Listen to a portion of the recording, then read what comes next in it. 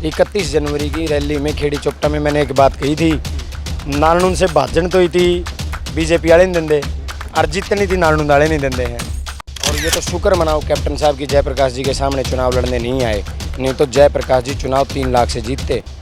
ये तो भारतीय जनता पार्टी ने उनको बचा लिया और पार्टी ने मजबूत और जिताऊ उम्मीदवार को मौका देने का काम किया। तो इस बार 52 साल का इतिहास टूटेगा और नालनून से कांग्रेस पार्टी बहुत बड़े बहुमत से जीतने का काम करेगी।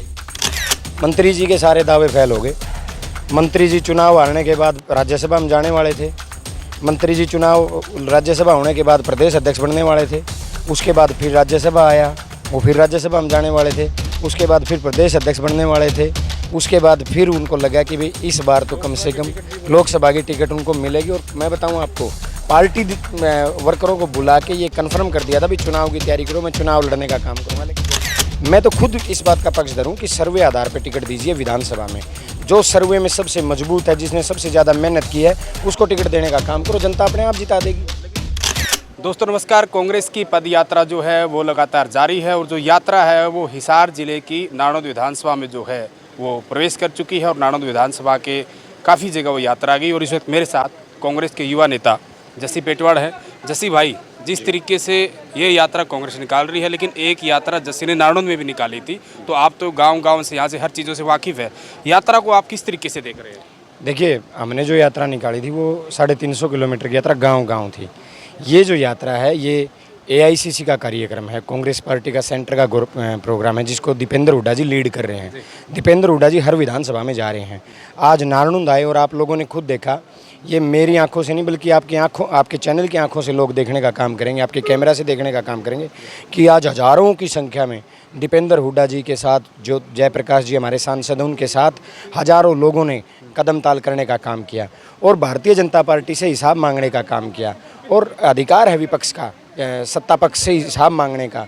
हिसाब मांगा कि भाई हरियाणा बेरोजगारी में नंबर 1 क्यों है, हरियाणा अपराध में नंबर 1 क्यों है, हत्याओं में हरियाणा नंबर 1 क्यों है, ये हिसाब जनता से मांगने का काम किया।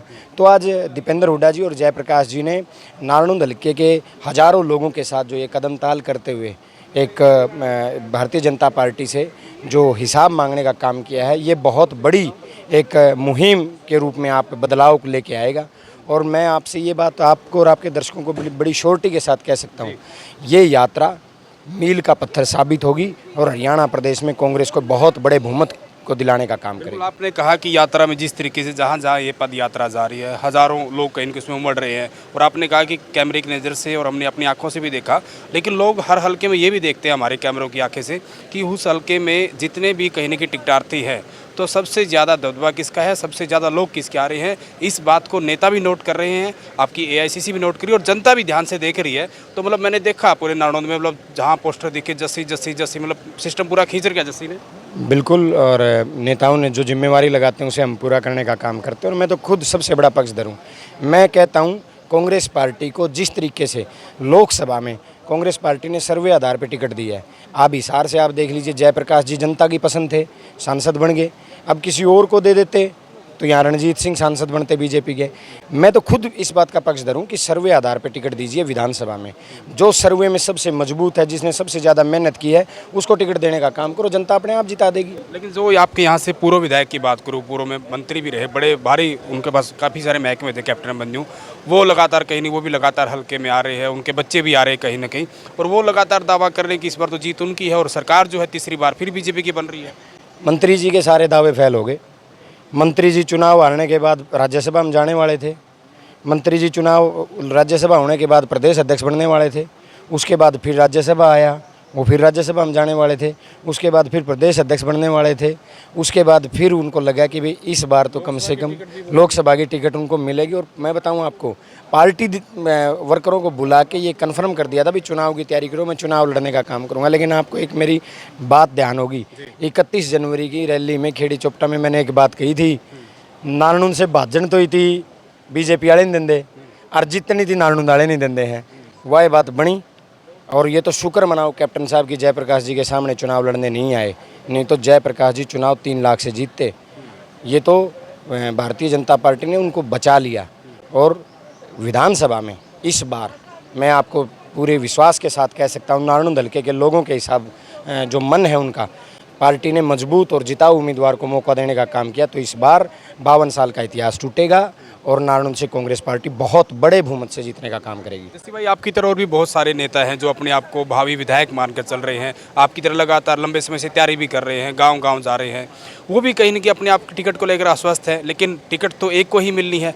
तो अगर आगे आने वाले समय में ऊक चूक होती है तो जस्सी पेटवाड़ फिर भी चुनाव लड़ेंगे या फिर क्या करेंगे? नहीं, विधानसभा तो ये पहली बात तो ये लंबी, देखो सारे मेरे भाई हैं, सब मेहनत करते हैं, यहाँ लिखा है किसके भाग्य का रोड़ा है, जो जिसके भाग्य में होगा उसको मिलेगा। 90 जगह टिकट मिलेंगे, क्या 90 जगह विधायक बन जाएंगे? नहीं बनेंगे। तो ये भाग्य बहुत बड़ा फैसला करता है, और मैं तो सिर्फ ये कह सकता हूँ कि पार्टी सर्वे के आधार पर ख्वाहिश देगी, मौका देगी, और जो जिताऊ उम्मीदवार होगा उसके ऊपर दांव खेलने का काम करेगी, और 100% इस बार हमारी मेहनत कामयाब होगी।